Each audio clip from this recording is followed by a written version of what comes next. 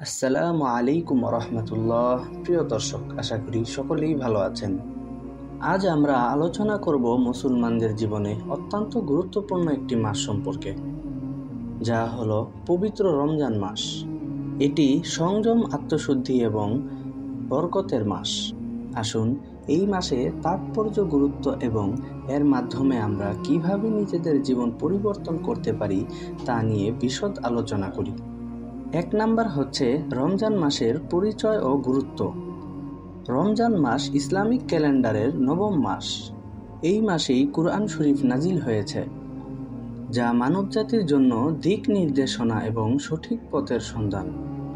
মহান আল্লাহ বলেন, রমজান মাস যাতে নাজিল করা হয়েছে কুরআন, যা মানুষের জন্য হেদায়েত এবং সৎ পথের সুস্পষ্ট প্রমাণ। সূরা আল বাকারা 185।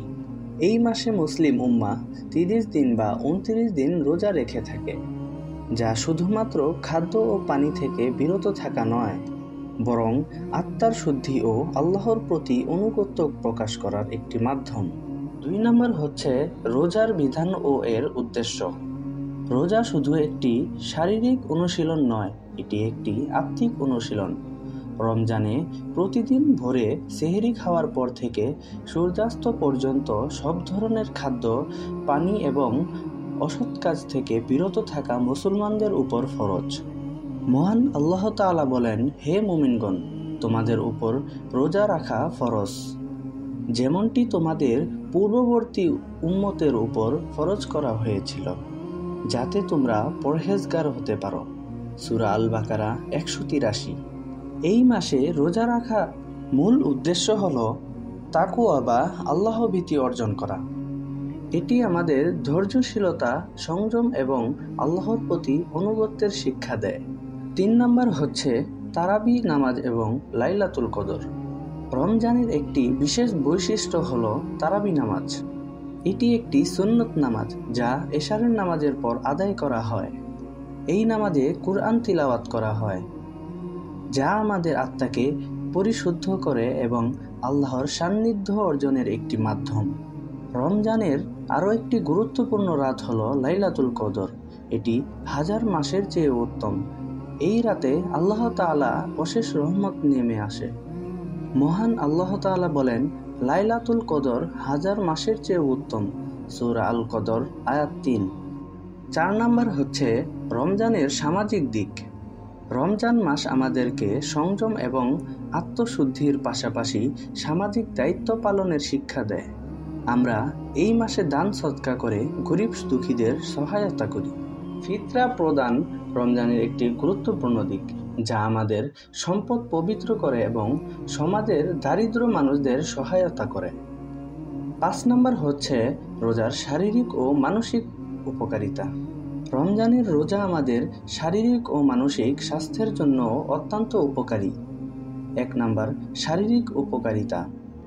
রোজা আমাদের হজম প্রক্রিয়াকে নিয়মিত করে এবং শরীরের ক্ষতিকর টক্সিন দূর করে সহায়তা করে। এটি ওজন নিয়ন্ত্রণে সাহায্য করে এবং শরীরকে নতুনভাবে কাজ করার শক্তি দেয়। 2 নম্বর মানসিক উপকারিতা। রোজা আমাদের ধৈর্যশীলতা ও সংযম শেখায়। এটি আত্মবিশ্বাস বাড়ায় এবং মনকে শান্ত রাখতে সাহায্য করে। মানসিক চাপ কমাতে রোজা অত্যন্ত কার্যকর। রমজানের মাধ্যমে আমরা জীবনে শৃঙ্খলা এবং নিয়মানুবর্তিতার অভ্যাস গড়ে তুলতে পারি, যা আমাদের দৈনন্দিন জীবনকেও উন্নত করে। 6 নম্বর হচ্ছে দোয়া ও ইবাদতের গুরুত্ব। রমজানের অন্যতম বৈশিষ্ট্য হল এই মাসে দোয়া কবুল হওয়ার সম্ভাবনা বেশি। হাদিসে এসেছে, রোজাদারদের জন্য 2টি আনন্দের মুহূর্ত আছে, একটি ইফতারের সময় এবং অন্যটি তার রবের সাক্ষাতের সময়।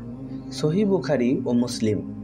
এই মাসে আমরা বেশি বেশি দোয়া করতে পারি, যেমন আমাদের পাপের ক্ষমা প্রার্থনা, পরিবারের সুখ শান্তি কামনা, পুরো উম্মাহর জন্য দোয়া করা।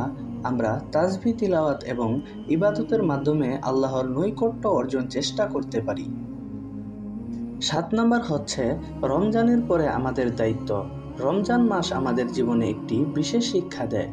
তবে এই শিক্ষা কেবল রমজানেই সীমাবদ্ধ রাখা উচিত নয়। 1 নাম্বার হচ্ছে, রমজানের পরে আমাদের উচিত 5 ওয়াক্ত নামাজের গুরুত্ব বজায় রাখা। 2 নাম্বার, নিয়মিত কুরআন তেলাওয়াত করা। 3 নাম্বার, অন্যের প্রতি দোয়া ও সহানুভূতিশীল থাকা। 4 নাম্বার, যে সংযম আমরা রমজানে শিখি তা সারা বছর ধরে রাখার চেষ্টা করা। রমজান শেষে ঈদুল ফিতর আমাদের জীবনে একটি আনন্দের বার্তা নিয়ে আসে। তবে এই আনন্দের মধ্যেও আমাদের দরিদ্র ও অসহায় মানুষদের সাথে উদযাপন করা উচিত। প্রিয় ভাই ও বোনেরা, আসুন আমরা এই পবিত্র মাসের প্রতিটি মুহূর্তকেই মূল্যবান করি, নিয়মিত ইবাদত করি, গরিব দুঃখীদের সাহায্য করি এবং নিজেদের ভুল ত্রুটি শুধরে নিয়ে আল্লাহর পথে চলি। আল্লাহ আমাদের সবাইকে সঠিক পথে চলার তৌফিক দিন এবং রমজানের শিক্ষা সারা জীবন কাজে লাগানোর তৌফিক দিক। জাযাকাল্লাহু খাইরান। আসসালামু আলাইকুম ওয়া রাহমাতুল্লাহ।